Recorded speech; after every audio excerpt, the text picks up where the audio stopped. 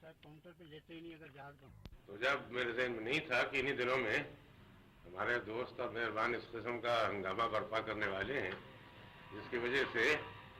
कुछ लिखने की फुर्सत दरकिनार सोचने की मोहलत भी मैसर नहीं आ सकेगी, इसलिए मैं कुछ लिख के नहीं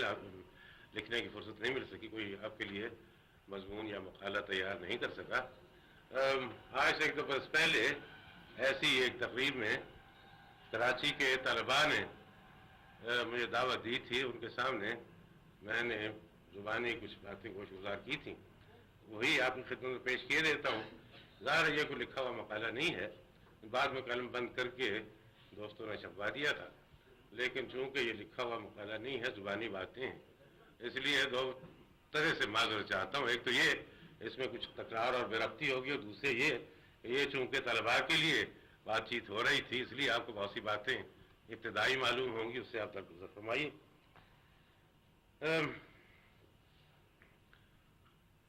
इब्तदा मैंने ये कहा था कि हर शायर या हर बड़ा शायर बहुत सी बातों के मुतल्लक लिखता है, आप बीती भी लिखता है, जग बीती भी लिखता है, उसके मौज़ूआत भी मुख्तलिफ होते हैं, लेकिन हर शायर के साथ चंद एक मौजू या चंद एक मज़ामीन मखसूस हो जाते हैं, जैसे खमरियात उमर ख़याम के साथ या खुद ही अल्लामा इक़बाल के साथ। इसी तरीके से चंद एक मौज़ूआत गालिब के भी पसंदीदा और मरगूब मौजू हैं। मैं सिर्फ उनमें से एक का तज़किरा करना चाहता हूँ, जिससे कि इक़बाल गालिब के कलाम की, गालिब के दीवान की इब्तिदा होती है, यानी नक्श फरियादी है किसकी, शोखी तहरीर का, कागजी है पैरहन हर पै करे तस्वीर का। गालिब के कलाम की जो भी शरह इस वक्त तक लिखी गई है, उसमें बेशतर आपकी नज़र से गुजर चुकी होंगी, उसमें कोई शरह आपको ऐसी नहीं मिलेगी जिसमें इस शेर पे दो चार सफ़े ज़ाया नहीं किए गए, और वो बेशतर ज़ाया इसलिए किए गए हैं कि इन बुज़ुर्गों ने इस शेर के मौजू पे बहुत कम गौर फरमाया है। ये तो लिखा ही होता है कि पुराने ज़माने में जब भी कोई शख्स किसी हाकिम के सामने फरियाद लेके जाता तो कागज़ का लिबादा पहन के जाता था, इससे ये ज़ाहिर होता था कोई शख्स फरियादी है और कोई दरख्वास्त या फरमाइश हाकिम या बादशाह के सामने पेश करना चाहता है, इसीलिए उसे दरबार में हाकिम के सामने पेश कर दिया जाता था। चनाचे गालिब ने पहले मिसरे में जो कहा है कि नक्श यानी हर वो चीज़ जो कागज़ पे तहरीर की जाए, खा वो तस्वीर की सूरत में हो या तहरीर की शक्ल में, अपने लिखने वाले या मुसव्विर की फरियाद करती है, और उसका सबूत ये है कि उसने कागज़ का लिबास पहन रखा है। ये मानी तो हर जगह बताए जाते हैं और हर जगह लिखे हुए मिलेंगे। इससे जो लोग ज़्यादा बारीक दीन हुए हैं वो इस शेर को तसव्वुफ़ की तरफ ले जाने की कोशिश करते हैं, और ये मानी बताते हैं कि गालिब अपने खालिक का गिला करते हैं कि अल्लाह ताला ने जो इंसान पैदा किए हैं, वो जो कि उसका नक्श है, उसमें इस तरह की सिफात रख दी गई हैं या उसे इस किस्म के महासिन या मायब दिए गए हैं, उसकी फितरत ही इस किस्म की बनाई गई है कि उसे तरह तरह की मुसीबतें, मसाइल और मुश्किलात दरपेश आती रहती हैं, और इस वजह से वो अपने खालिक का फरियादी है। मेरी राय में ये इस शेर के ये मानी किसी तरह नहीं बनते। वो इसलिए कि अगर इस कागजी पैरहन का इस्तारा इंसान के लिए इस्तेमाल किया जाए तो वो बिल्कुल मुमल हो जाता है, इसलिए कोई इंसान कागजी पैरहन पहन के बाजारों में नहीं फिरता है। तो मालूम यह होता है कि ये शेर सिर्फ उस तहरीर या तख्लीक के बारे में है जो कि इंसान खुद करता है,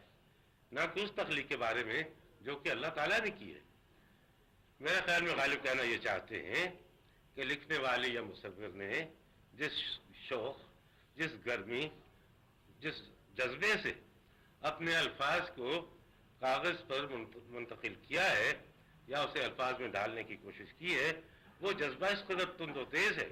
कि कागज़ या अल्फाज उसके मुतहम्मिल नहीं हो सकते। इसलिए ये अल्फाज, ये कागज़ का वर्क फरियाद कर रहा है कि जो कुछ मुझ पर लिखा जा रहा है या जो तस्वीर मुझ पर बनाई जा रही है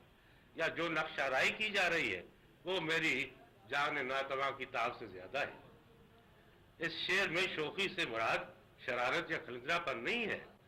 शोखी का मफहूम वही है जिसे अंग्रेजी में इंटेंसिटी कहते हैं।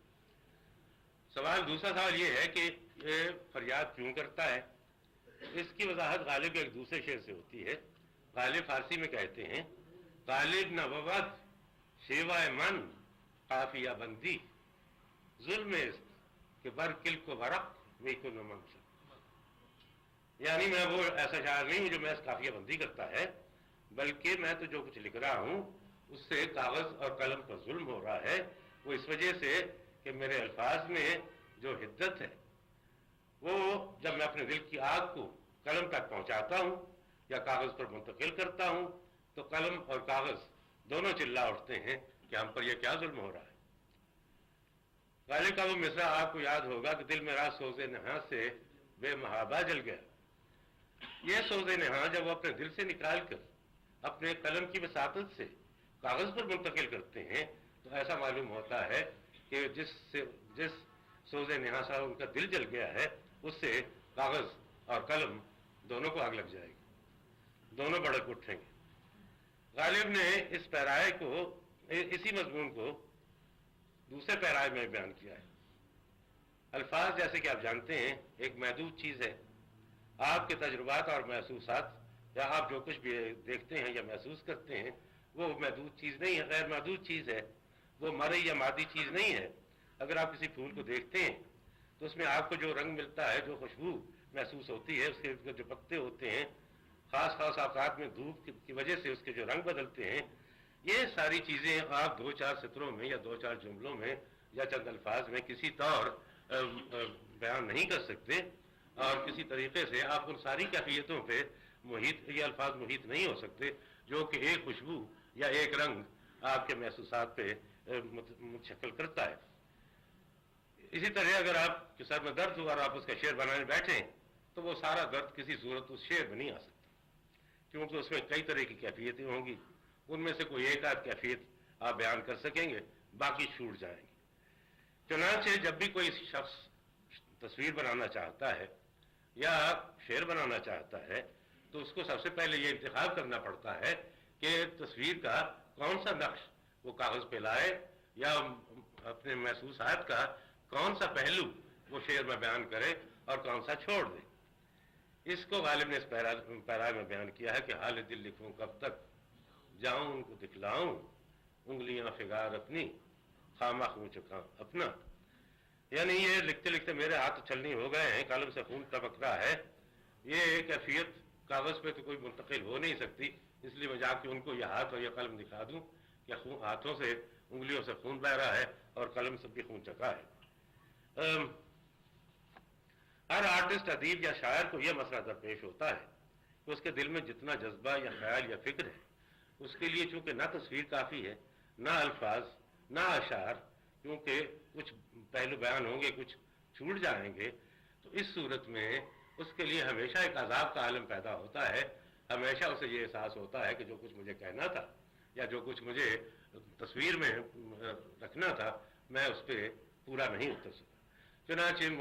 نظیری کا ایک مضمون ہے، اور غالب نظیری سے جیسے کہ آپ جانتے ہیں بہت متاثر تھے، کہ سب بار ز آغاز بانجام رساندے افسانہ دردے کہ بپایا نہ رسیدہ. یعنی 100 بار ہم نے شروع سے آخر تک اپنا قصہ بیان کیا، مگر یہ قصہ یہ دردی ایسا ہے کہ یہ قصہ کبھی اپنے اختتام تک نہیں پہنچا. یہ سوال بھی پیدا ہوتا ہے کہ آخر درد کا یہ قصہ اور یہ افسانہ کس قسم کا ہے کہ جو شیطان کی آنکھ کی طرح اتنا لمبا ہے کہ ختم ہی ہونے میں نہیں آتا. اگر کوئی ذاتی بات، جیسے کوئی بچھڑ گیا ہو، کسی سے دوستی ختم ہو گئی ہو، کوئی اپنا نجی صدمہ ہو، تو وہ تو 1 آدھ دن میں، 2 دن میں، 4 دن میں اس کے تو سارے پہلو کسی نہ کسی صورت آپ بیان کر سکیں گے. لیکن غالب یا نظیری یا اس قسم کے بڑے شاعر صرف اپنے گھر کی، اپنے دل کی بات نہیں کرتے. چھوٹے موٹے ذاتی غم تو بصورت بیان ہو جاتے ہیں، لیکن یہ لوگ جو اپنے سارے دور کا غم بیان کرتے ہیں، ان کے معاشرے پہ جو کچھ گزرتی ہے، اس سارے معاشرے کا دکھ درد، اس کا پورا تجربہ، اس پورے تجربے کا نچوڑ بیان کرنا چاہتے ہیں، تو پھر ان کو یہ عجز اور یہ ہمیشہ یہ درد رہتا ہے کہ بات پوری طرح بیان نہیں ہو سکی. ہم آج کل غالب کے دور سے ملتے جلتے دور سے گزر رہے ہیں کہ ایک نقشہ جو بنا ہوا تھا وہ ٹوٹ گیا ہے، ایک نیا نقشہ ابھی بننے میں نہیں آ رہا ہے، اور یہ سمجھ میں نہیں آ رہا ہے کہ کیا ہوگا کیا نہیں ہوگا. جس عذاب کے عادی تھے اس عذاب سے تو گزر چکے ہیں، آئندہ کون سا عذاب آنے والا ہے اس سے ابھی ہم آشنا نہیں ہیں۔ اس اجتماعی عذاب کا جو عالم غالب نے اپنے کلام میں سمونے کی کوشش کی تھی، وہ اتنی بڑی چیز تھی کہ اس کے اظہار کے لیے غالب ہی کہ نہیں کسی بھی شاعر کے پاس الفاظ کافی نہیں ہوتے تھے۔ بڑی شاعری کی یہی علامت ہے اور بڑے شاعر کا یہی ثبوت ہوتا ہے کہ جو مضمون وہ بیان کرتا ہے اس کی وسعت کے مقابلے میں اس کے الفاظ